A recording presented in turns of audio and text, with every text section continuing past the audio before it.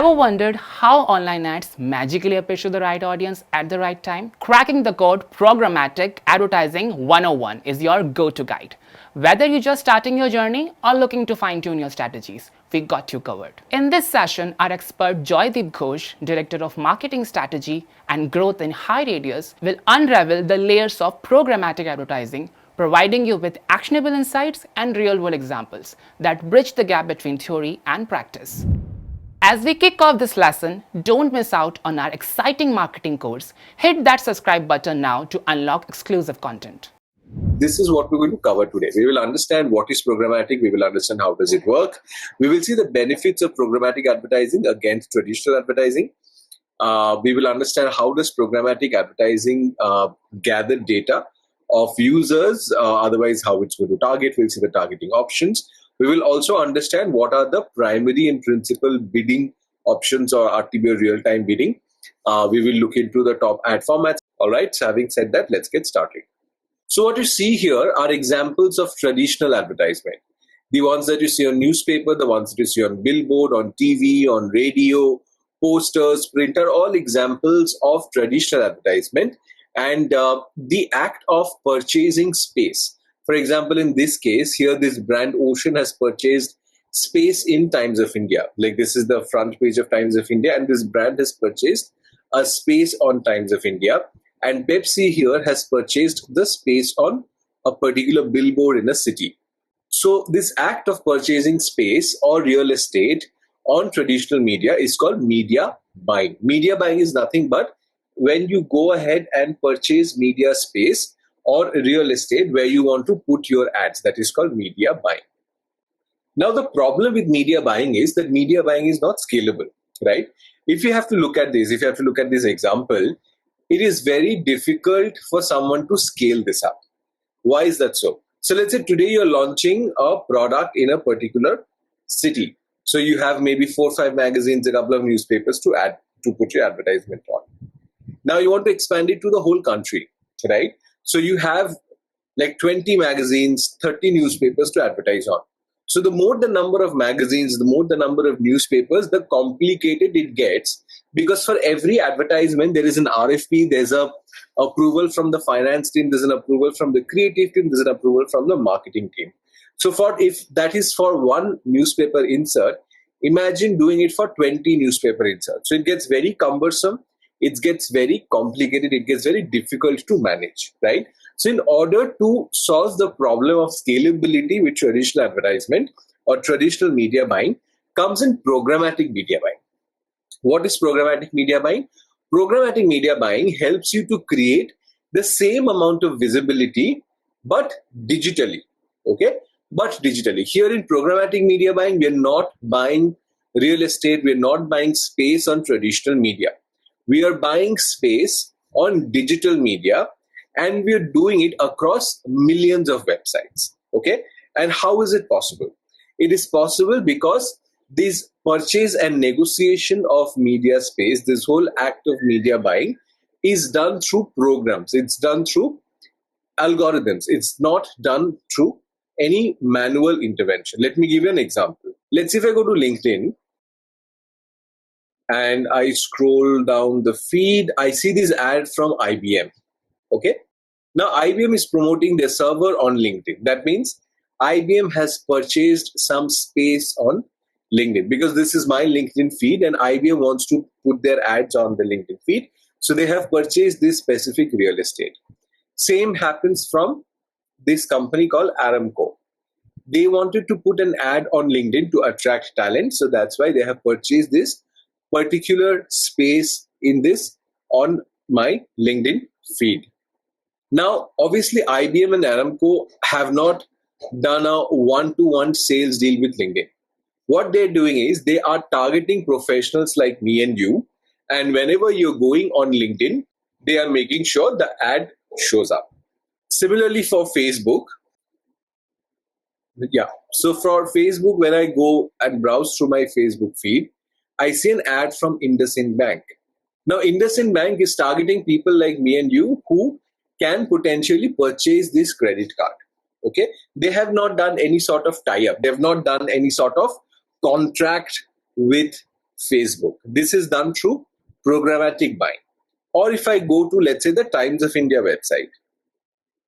On the Times of India website, there is an ad from Amazon, okay? Because the Amazon Prime Day is going to come, right?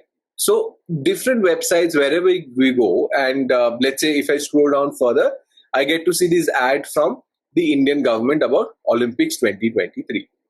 So when you want your brand's reach to expand to millions of websites, obviously it is not possible to have one-to-one discussions with all of these websites where you negotiate a price, when you negotiate, like a deal.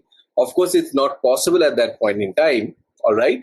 So you use the help of programs and to purchase space, all of these real estates, and that is what is called as programmatic buying. Programmatic buying helps you to solve the problem of scalability that happens through traditional media buying. So programmatic buying, in the most simplest term, is the use of software to buy digital advertisement. Whereas the traditional methods include requests for proposals, tenders, quotes, and human negotiation, and programmatic buying uses machine and algorithms to purchase display space. This is the benefit of programmatic advertising. Here, you're no longer restricting yourself to human intervention, you're no longer restricting yourself to RFIs and tenders and everything. Here, you're directly going and purchasing media space with the help of algorithm without any human intervention. So how does programmatic advertising actually work? There are three groups in programmatic advertising that you need to understand. Okay. The first group are called the retailers or merchants. The second group are called the publishers and affiliates. And the third group are called the networks and platforms. I will explain all of these in detail. So what are retailers or merchants? Retailers or merchants, or we also call them as advertisers. These are the brands who want to showcase their product through digital advertising. For example, if you look into the Times of India space, here Amazon is an advertiser because Amazon is purchasing space on the Times of India website to promote a campaign that is coming out. So all of these brands who wants to advertise are either called retailers or merchants or DSPs. DSPs is dealer side platform or deal side platform, right? So these are the ones who want to purchase advertising space. In this case, Amazon has purchased advertising space on the Times of India website. Okay, there could be other brands like Big Basket, Chumbak, Dove. So all of these brands who wants to advertise are called as the retailers, merchants, DSPs, or the advertisers. These are the brands who are purchasing advertising space on digital platforms and websites.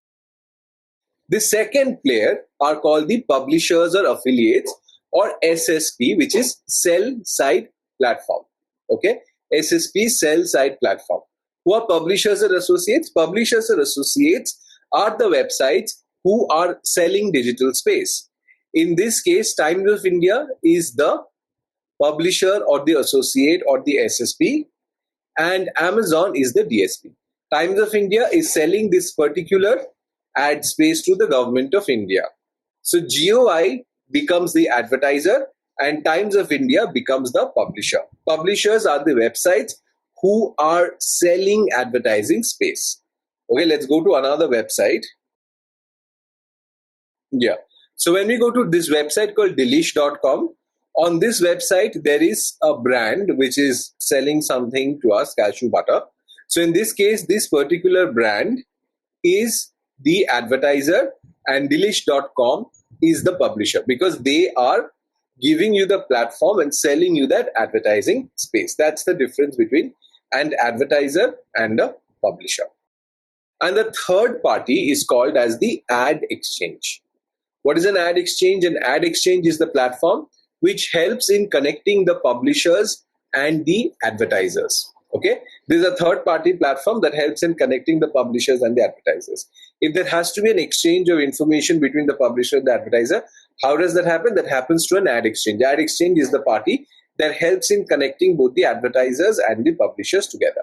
Some examples of it include AppNexus, Rubicon Project, Google Ad Exchange. All of these are examples of ad exchanges which help in the transaction of an advertiser and a publisher.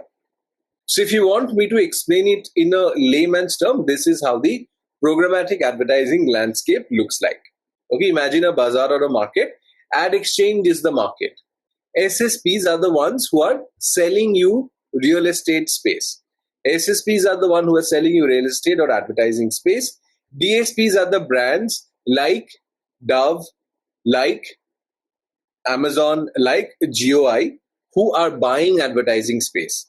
And ad exchange is the market where the buying and selling or the transaction of an SSP and DSP happens. SSP is Relish.com, Times of India. DSP are the brands who are advertising on these websites, and the transaction of money and real estate or advertising space happens in the ad exchange, which is the market here. What is the full form of DSP and SSP? DSP is deal side platform or dealer side platform.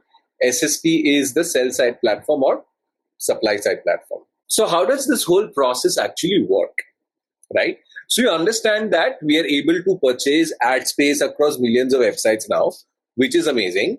But how does this actually work? The working of it is quite simple. So let's say I am a user who visits the Times of India website, and I'm visiting it either through my laptop or my phone or any other connected device to the internet. So I visit the website, I click on google.com, I open the search bar and I access the website that's there. Once I access the website or when the website is loading, okay, it sends out an information that someone called Joydeep is accessing the website. Okay. How? Because it notes down my location, it notes down my IP address, and it already has information about my interests, my demographics, my gender, my age, everything, right? Whether, what is my sexuality, what is my preference, in terms of interest, where do I want to travel, what am I searching, what is my age, am I like a salaried person, am I employed, unemployed? It literally knows everything about me. What is the last transaction did I do? It knows everything about me, right? So the moment I access the website, it passes on all of this information to the advertisers. Now, there will be advertisers who would want to advertise to someone like me, right? Maybe there's a brand who wants to advertise to people who are in their mid-30s from Hyderabad, has got XYZ interests who are men, okay?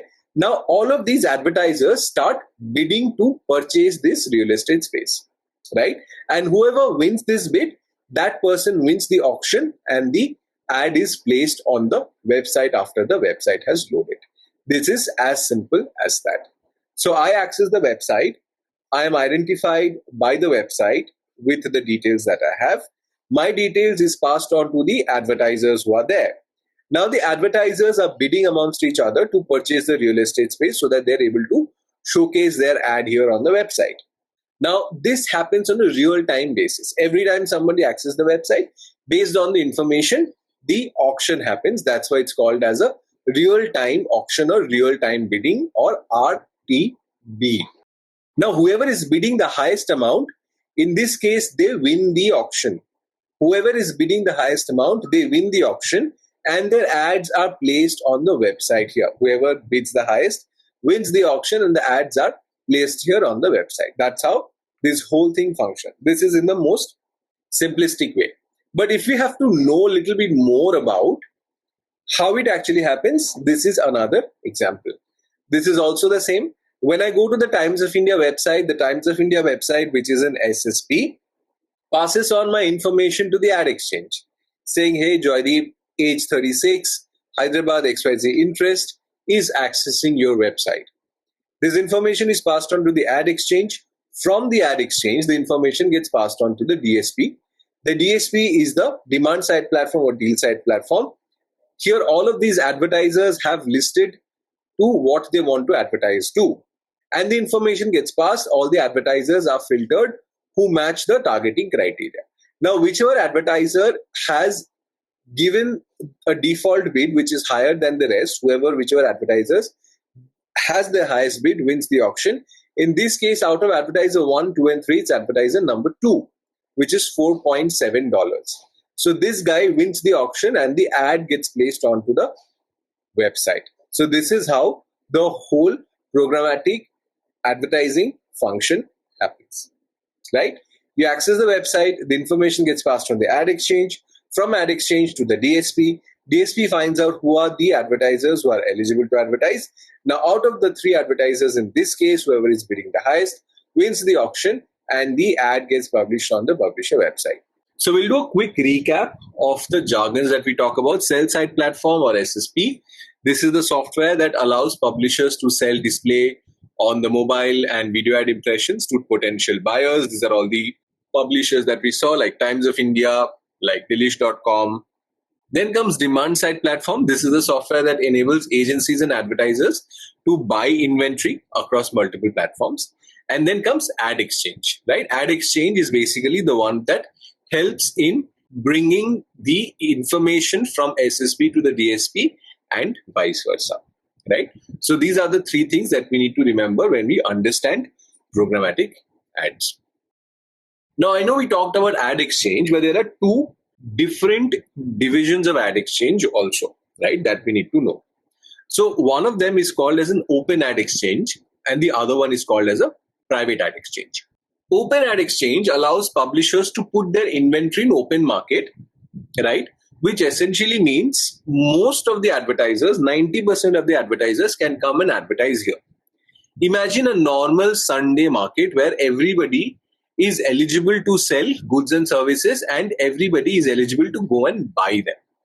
Private ad exchange, on the other hand, is let's imagine it to be like a premium market where you are only eligible to go and shop on an invite basis. For example, all of the luxury brands, right, like Cartier or Louis Vuitton, they have this premium collection of goods which is only available to certain select buyers on an invite-only basis. So private ad exchange, think of it as something like that. Not all the brands can go and advertise, and the people who are selling the advertising space are also premium websites, right? For example, CNBC News, Vox Network, Quartz, Livestrong, BuzzFeed. Not everybody can go ahead and purchase space on these publishing websites, and also not all websites can get listed as a private ad exchange, right? Examples of open ad exchange are your Google Ad Exchange, PubMatic, OpenX, Rubicon Project, Index Exchange, AppNext. So the Google AdWords campaign that you guys probably have done is that where you have advertised on an open ad exchange where most of the advertisers are allowed to advertise. Private ad exchange, on the other hand, is a select set of premium websites and display sites, okay, where only certain advertisers can only advertise. Now what happens is, since in a private ad exchange, obviously it's more expensive, right? And it is not logical to say that all the inventory will be sold. There will be some unsold inventory also in private ad exchange. In case there is an unsold ad inventory in the private ad exchange, that inventory gets passed on to open ad exchange, right? If there's an unsold ad inventory which is left in private ad exchange, that will get passed on to the open ad exchange. In the open ad exchange, many advertisers can advertise, and the remaining unsold ad inventory from private ad exchange gets sold into open ad exchange. I'll give you some examples of websites which are as private ad exchange. If you follow the US politics, market and news, you will know about Now This, right? If you're following music, pop culture, Pop Sugar is there, The Dodo is there, Vox Network is there. All of these websites that you see are hugely popular in the US market, right? So these are examples of websites and channels which are available as a private ad exchange if you want to advertise to certain sections in the US market. Like this is majorly for the US market. You'll have such private ad exchanges and premium publishers that are available for other markets also. How is it different from the Google ad campaign that we have done, right?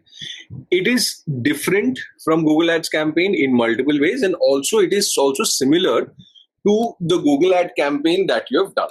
Okay, let me explain it to you how. The way the ad buying platform functions is the same. Okay, the way Google ad buying platform, like the algorithms function, the way the account has been designed, the process, the steps in both programmatic advertising and GDN is the same. The ad buying platforms do not differ from one another. The placement options are also the same, right? Whether you want to do the ad on a website or on a video or on a mobile app or square or rectangle and whatever it is, those are also the same. The ad buying platforms are the same. The placement options are also the same. At the same time, the targeting options are also the same. The targeting options in terms of your targeting by gender, targeting by demographics, interest, affinity, in market, right? Life history, all of those options are also the same. So these three parameters are same for both Google Display Network and programmatic advertising. If you have run campaigns on GDN, you will be able to run campaigns on programmatic because it is extremely similar. It is very, very identical when you run campaigns in both the platforms. But there are certain differences also. Google Display Network or Google Ad Exchange is one ad exchange. Okay, so Google has got two offerings. One is the normal Google Ad Exchange that you use, and second is the programmatic, which is called DV360. Okay, so Google has two offerings. One is programmatic, another is another is like a normal Google Ad Exchange that you have. So what you have done is you have advertised across one ad exchange. Programmatic, when we refer to, there are 20 plus ad exchanges. Like here, it's only Google Ad Exchange. When we refer to programmatic, there are 20 such ad exchanges like Google. So if Google is affiliated to 1 billion websites, here you have access to 20 into 1, so 20 billion websites that are available. The entry cost for Google Advertising Network is quite low. Here under programmatic advertising, the minimum investment in some cases is about $10,000 to $20,000 per month, which is that you have to guarantee that the brand is going to spend $10,000 to $20,000 every month, right? So the cost barrier to get into GDN is very low. The cost barrier for programmatic is very high. Now GDN integrates with the whole of G Suite. What are the advertising platforms that come under G Suite? YouTube, Google Search, Google Display Network, Google Discover, right? All of these are actually your Gmail, right? Maps, all of these are actually part of the Google advertising suite. So when you advertise under Google, you are able to advertise across everything or every digital property on Google. When you advertise under programmatic, you are not able to advertise on Google. If you do programmatic advertising, you can't do ads on YouTube. You can't push ads on Gmail. You can't push ads on Google Discover. You can't push ads on Google Search. You can't push ads on Google Display. You can't do any of the ads on Google Display Network. The benefit of Google as an ad exchange is that it integrates with Ad Suite. The other point is that you can target via Google search history. Whoever is searched on Google based on search, you can target them. This option is not available on programmatic. Another advantage of programmatic is that they have got private marketplaces or PMPs, which is not available with Google Display Network. There are some format restrictions with Google. For example, you can't do audio ads. Audio ads are available on programmatic. You can do some audio ads recently with YouTube, but not majorly. If you want to advertise on Spotify and any other like a podcast channel, you have to go through programmatic, right? So these are the similarities and these are the dissimilarities between Google Display Network and programmatic advertising. The way GDN and programmatic ads function is the same. Okay, the platform is the same, the algorithms are the same, the concept is the same, but there are certain differences. When we talk about programmatic, we talk about 20 plus ad exchanges. When we talk about advertising on Google, we're just talking about one particular ad exchange. GDN also allows us to give ads on websites that are not owned by Google, like TOI, and a lot other that gives their space to Google for placing ads, right? Then how is it different in terms of the number of publishers that are available on these? Simple, yes, Google can help you advertise on Times of India. So let's go down and let me show you an ad. So this ad that you see, okay, this ad is actually from Google. If you notice the left-hand corner bottom of the screen, okay, it says, the URL says adclick.g.doubleclick.net. Okay, doubleclick.net is a platform of Google that helps you in doing ads on websites like TOI. right? So the answer to your first question is yes. So the answer to the second question is, then how is it different in terms of numbers of publishers that are available on these? Now, each ad exchange has certain number of websites. What we're talking about is not the number of websites, is the kind of website. For example, in premium ad exchanges, the websites are premium. Okay. In Google ad exchanges, not all websites are premium. Now, obviously, if you're looking at ad exchanges, many ad exchanges will have similar websites. For example, Times of India can sell its ad inventory through Google, through any other programmatic advertising channel, because you are the owner of that ad space. You can decide whoever broker you want to sell your ad space through. Okay, so for all the programmatic ad exchanges, there will be a certain percentage of websites that will be common. There will be certain percentage of websites that will not be common, right? So for example, if you're a very niche brand who wants to advertise only to the US market, who follows US politics, right? Then you will have to go to an ad exchange which has those websites, right? So it is completely based on the kind of product that you have and whom you want to advertise to. Here we're not debating on the number of websites. Obviously, if there are 10 players in the market, like for example, if you go to a bazaar, right, if there are 10 mango sellers, 50% of them will have the same kind of mangoes, but one of them will have a different kind of products which you would want to buy based on your requirement. That's the similar story in this case also. So what are the benefits of programmatic ads versus traditional advertisement? Here ROI takes the center stage. Here everything is ROI driven or return on investment driven. Why? Because for traditional advertisement, you first of all cannot make out head and tail of who is seeing your ads, when are they seeing your ads. You typically do not have any information about that. You don't even know whether your target audience are actually getting to see your ads. But here in this case, in case of programmatic, that's not the case, right? Every interaction is measured. You can pivot in real time. For example, if there's a campaign that has gone out, you know the campaign is not doing well, you can pivot the messaging, you can pivot the creatives, and you can start a fresh campaign again. It helps you to extend your advertising reach. We have already talked about this in the past. It's an ROI focused approach where you're paying only for the result that you expect, right? If the result end goal is to get clicks, you'll pay per click. If the end goal is to get visibility, you'll pay per 1,000 impression. If the end goal is sale, you will pay for sale also. It offers you granular tracking and analysis. Every click, every impression is tracked. Who sees the ad, who does not see the ad, age, geography, cuts, all of these are available, and it could be tailor-made for your brand. For example, if you're a brand who wants to advertise to specific markets, specific websites, that customization is also possible. And these are the primarily large benefits of programmatic ads over traditional advertisement. If you have made it to this point in the video, you should consider checking out our marketing courses. We offer an array of programs from top universities in India as well as abroad. Link is in the description. All right, now back to the lesson. Let's go to the next phase of our discussion, which is data collection, right?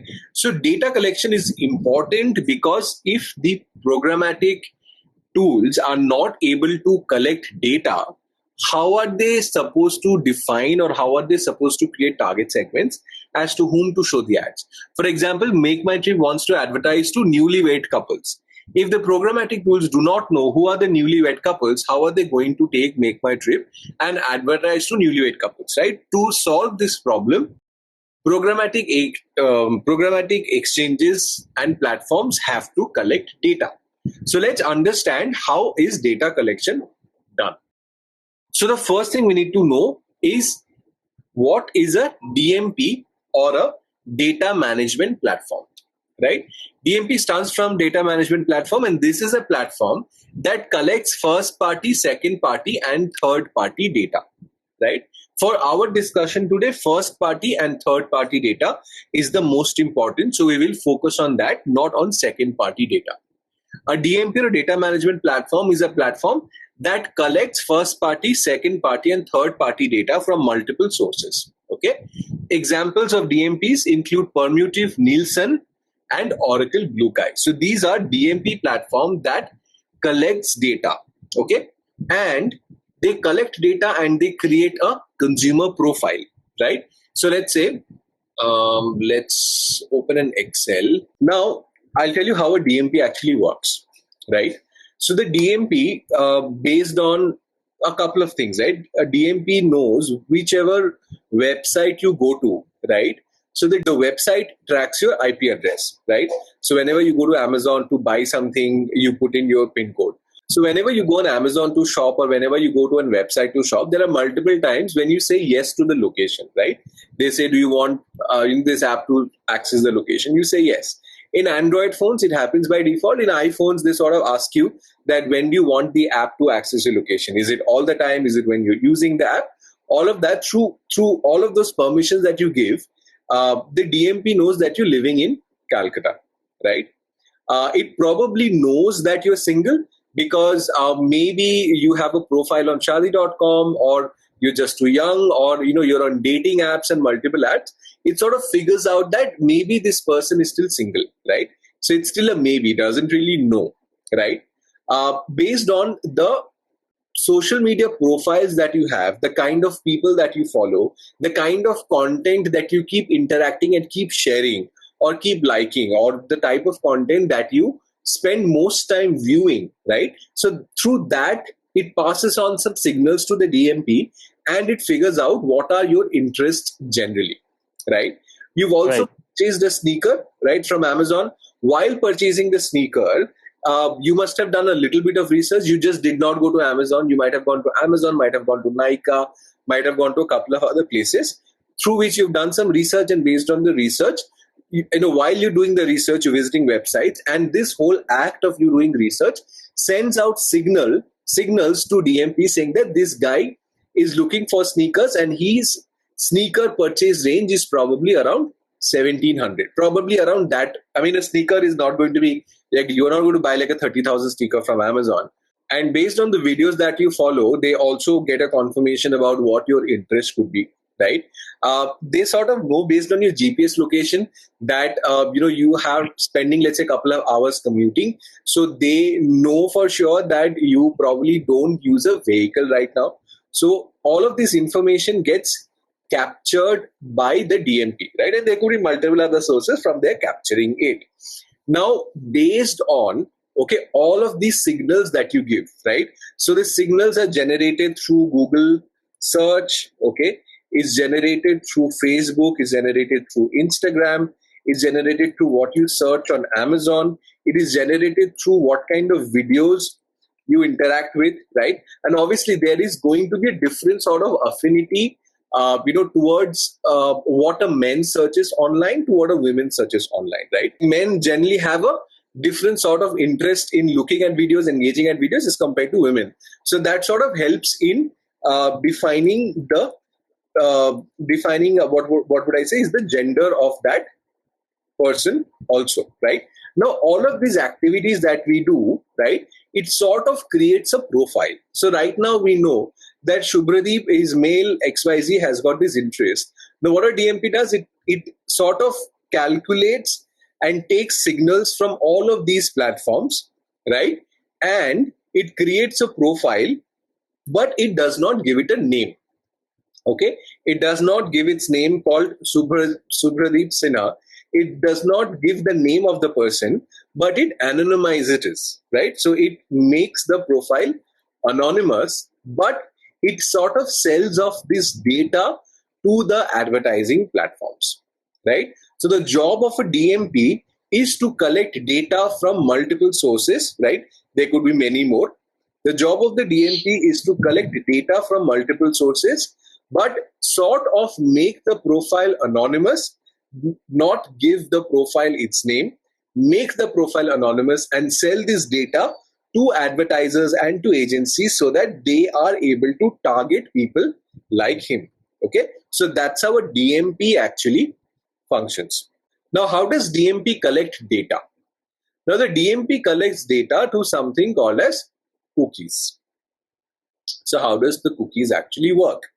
Now, the cookies are multiple different types, and we'll talk about the cookies, but let's understand how a cookie is actually structured. A cookie is basically a small piece of code that is placed on your browser when you access a particular website. The cookie is nothing but a piece of code which has got two pieces or two parts. One is the site name and second is a unique ID. The site name is the name of the website where you visited. The unique ID is the unique identification number of the person who visited that particular website. So what are the different types of cookies that are there?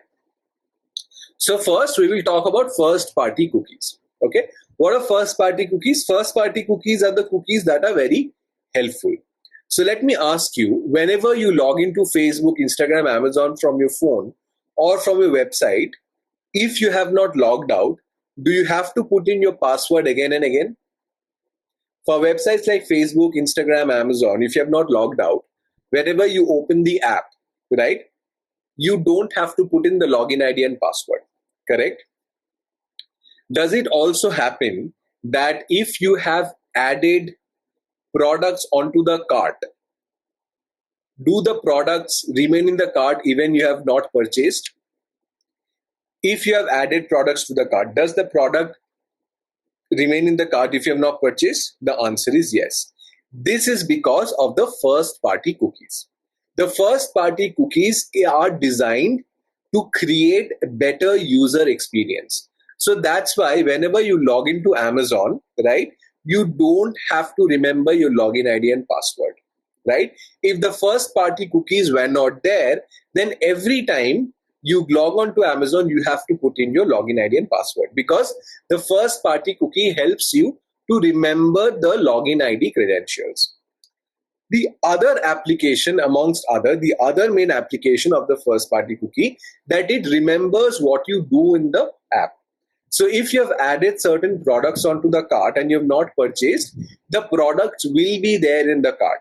For example, if you have added some products in the wish list and you have not purchased the product, okay, the products still will be added to your wish list. If the first party cookies were not there, then you will have no wish list, and whatever you add onto the cart for later future purchases will get completely wiped out. Okay, so that's the job of a first party cookie. A first party cookie helps you in creating, helps the brand in creating better user experience for the users who are accessing the app. Now there are different types of first party cookies. Okay, the first one is called the greeter cookie. Okay, the greeter cookie is a first party cookie that recognizes when you go to the website, which is you don't have to remember your sign in ID and password, it will automatically log you in. The second type of first party cookie is called as the shopping basket. This cookie remembers what are the items you added to the shopping cart or to the wish list. The last kind of cookie is called as the personal shopper. Okay, these are the types of cookies that recommend you items based on what you have purchased and what your reference is. For example, if you're buying a sneaker, it might recommend you to buy socks, right? If you're buying a rice cooker, it might recommend you to buy a mixer or juicer.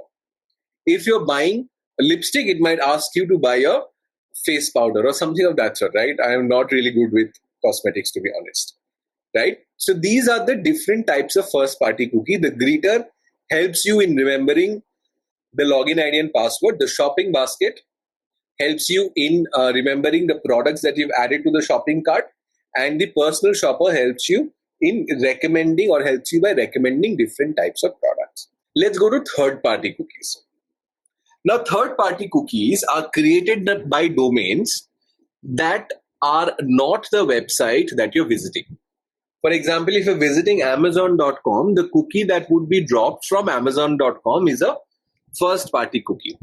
But if you are visiting Amazon and the cookie gets dropped, which is not from Amazon.com, that is called as a third party cookie.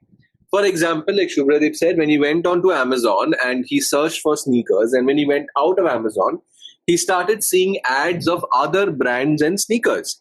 That is what exactly a third party cookie does. A third party cookie is a cookie that is created and dropped by other companies, which is not from Amazon. For example, if you go onto Amazon and you are purchasing a dress and a shoe, and you added a lipstick onto the cart, but you did not purchase. The moment you go out of Amazon, start browsing, you'll get to see ads of that particular product on the internet. That's the work of a third-party cookie. Now, there are different types of third-party cookie, and we'll talk about the problematic ones also. The first kind is called as the helpful third-party cookie. So these are the cookies that help you in doing cross-app payment. For example, if you're buying something on Amazon, you want to pay through your phone pay, Google Pay, any other pay that you're using, it helps you in connecting Amazon product and billing with your bank account ID and the funds that is available. So there has to be an exchange of information between Amazon and from the place where you want to transfer the funds. That is called as the helpful cookie. The second is called as the sales cookie. Okay, so these third-party cookie is a limited tracker and it is used only to create advertising. So you see ads that are like the items that you're searching for. For example, if you went to Amazon, you search for certain products, you go out to Amazon, then you get to see ads again. These are because of the sales cookies. And finally is what we call as the shady cookie, right? A shady cookie is a cookie that follows you across the internet. This is the example that we talked about. A shady cookie is a cookie that follows you across the internet, wherever you go, on Facebook, on Instagram, on Amazon, the videos you're watching, whatever you're doing on incognito, right? Whichever videos you're engaging more, it follows you everywhere across the internet and it collects your data, okay? And it creates a profile for you, right? And this is an identifiable data. So it knows who Shubhradip is, where does he bank, where does he stay, where does he live, right? It sort of creates a very identifiable profile. And this is what is problematic with the third-party cookies because of the following reasons, right? If you look at the differences between first-party and third-party, first-party cookies are from the web page or the publisher. They are given down from the website that you're visiting. Here, these are from the ad servers. These cookies are used to create better experience, collect analytical data, and remember your preferences. Third-party cookies are used for profiling and personalizing advertising. First-party cookies are only active when you're on the site.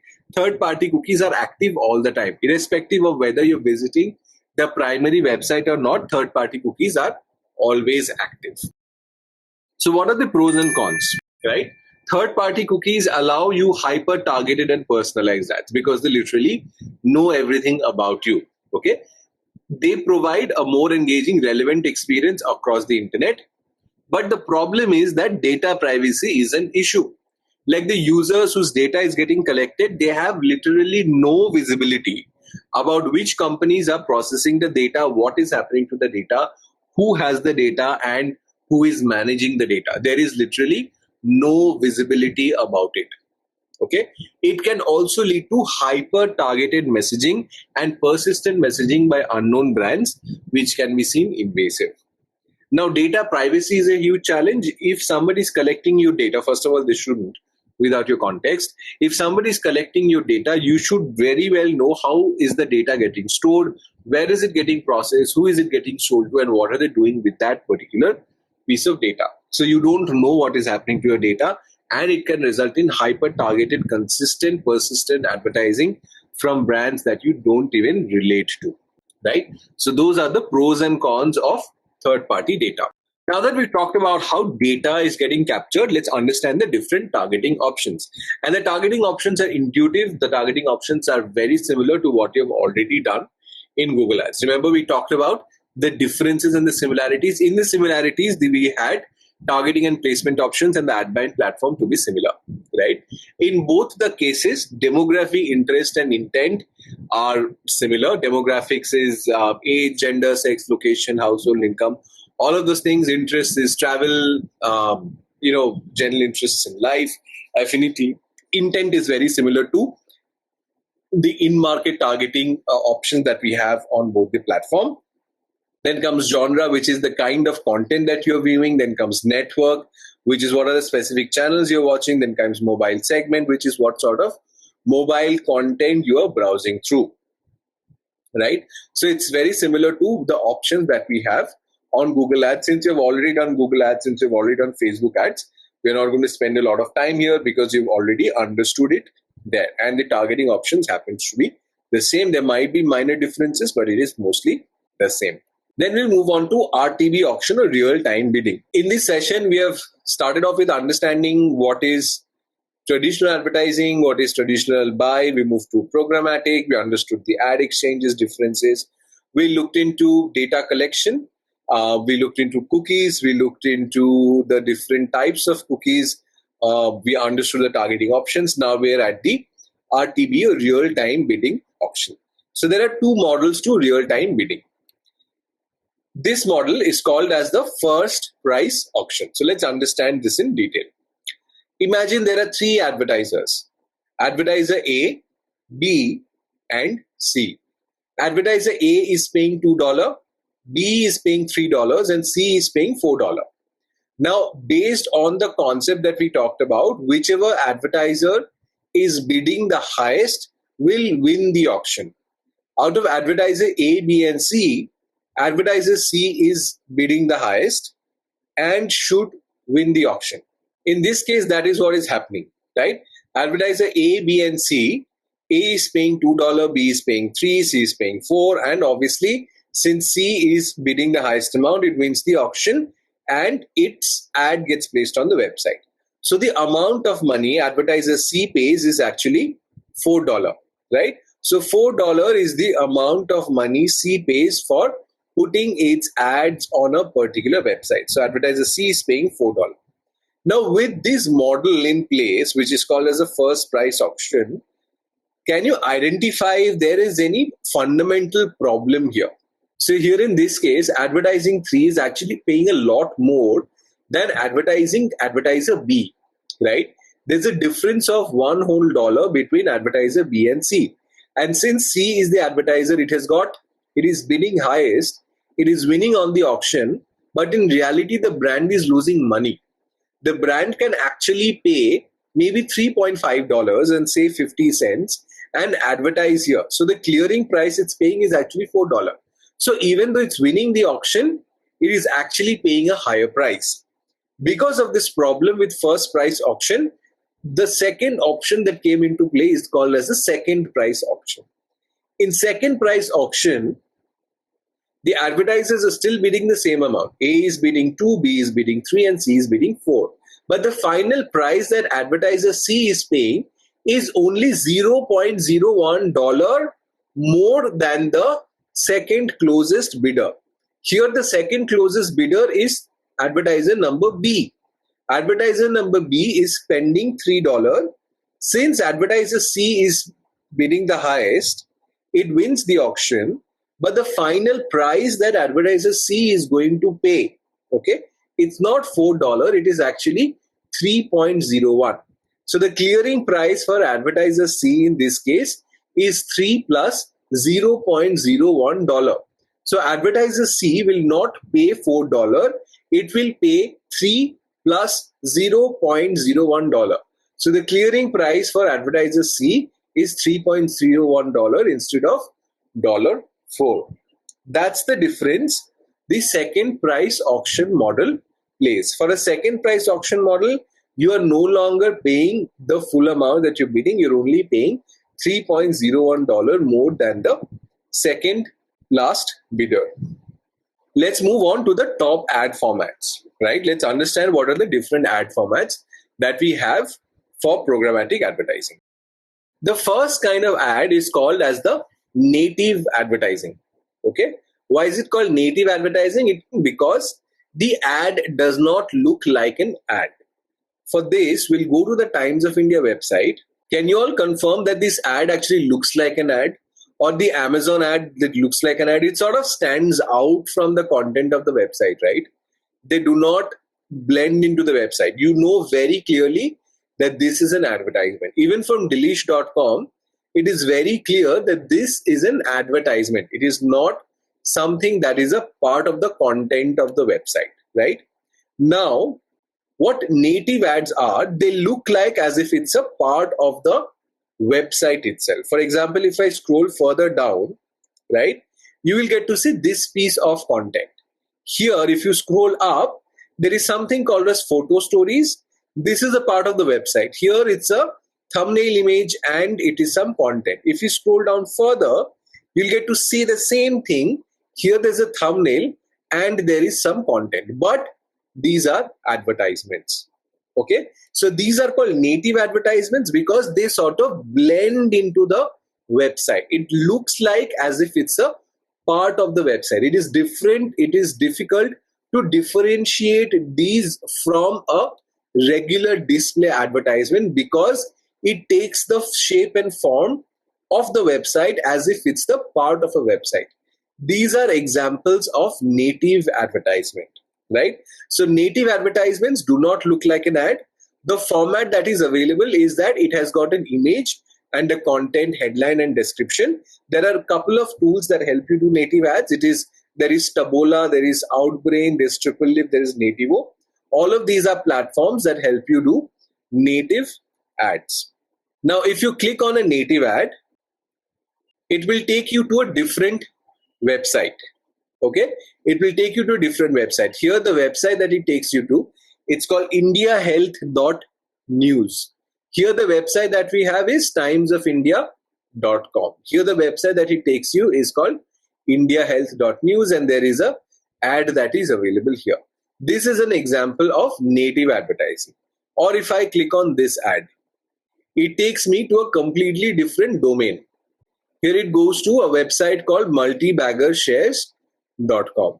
So native ads are the ads which look like as if it's a part of the website. It does not really stand out to look like an ad. And once you click on the ad, it takes you to a page which is on a different domain. Here from Times of India, we went to multibaggershares.com, and in the previous case, we went from Times of India to another website on Ayurveda. Okay, so these are called as the native ads. Then comes sponsored content. Sponsored content also does not look like an ad. Okay, the sponsored content is usually a piece of brand journalism that is available on the publisher's website. It is usually written by the publisher so that the article matches the tone of the content. Okay, so let's see an example of sponsored content here. So these are examples of sponsored content. Okay, for example, best washing machine. If I click on best washing machine, it takes me on the Times of India website only. Okay, it does not take me to any other website. Remember when we talked about sponsored content, a sponsored content also does not look like an ad. Okay, but it is a piece of brand journalism which lives on the publisher's website. When I clicked on best washing machine, it took me to the Times of India website. It is the same website, and this content is written by the Times of India team only. And on this piece of content, you will be able to find links to this products from which you can buy. In this case, it happens to be the Amazon website, right? So this is how sponsored content actually works. This content is written by an editor on Times of India, and it is living on the Times of India website. So the third type of advertising is social media marketing. We have seen social media marketing ads before. So let's say on Facebook, the ads that you get to see here from Max Life Insurance, from American Express, or from Accor, all of these are examples of social media ads. If I go on to LinkedIn, Data.ai is doing a campaign, and this also happens to be an example of a social media ad. So these could be in multiple formats. It could be as video, it could be as images, right? It could be an in-mail promotion, messages, post promotion. All of those are different formats of social media advertising. Then comes search engine marketing. All of you know what search engine marketing is. Let's say I go to Google and search for learn data science, and you'll get to see ads from upGrad and different other companies. This is an example of search engine marketing. Then comes affiliate marketing. Affiliate marketing is slightly different from all of these because in affiliate marketing, the affiliate is paid only when the sale is done. For example, when Kusha Kapila is doing a video on Olay night cream and she says that if you want to purchase the night cream, use the code XYZ and you get a 50% discount. That is because it's an affiliate marketing campaign where if there is a sale of Olay night cream happening through that coupon, Kusha Kapila will get a X% of the sale. In affiliate marketing, the affiliate is not paid for clicks or impressions or views. An affiliate is only paid when there is a sale that happens, and it is a commission of the sale. It could be of 1% commission, 2% commission, 5% commission, depending on the product that is getting sold. Okay, that is called affiliate marketing.